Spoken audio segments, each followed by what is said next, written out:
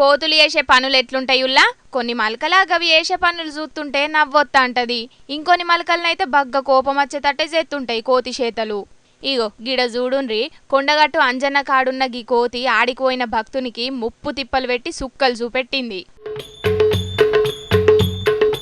అగో చూసిండ్రు కదా, గోపురం మీద కూసున్న గీకోతే భక్తుని చేతులున్న బ్యాగు పట్టుకొని గోపురం మీదకెక్కింది.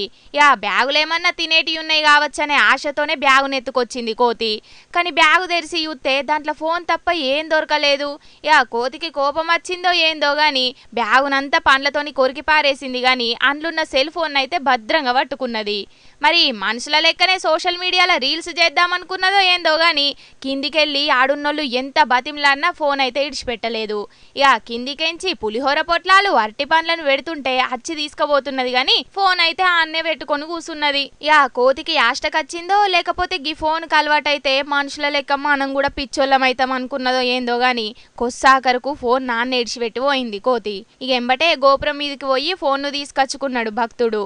మొత్తానికైతే ఫోన్ను బ్యాగులో పెట్టినందుకు దాన్ని ఎత్తుకపోయి భక్తునికి 3 షేర్ల నీళ్లు తాగిపించినంత పనిచేసింది పోన్రి కోతి.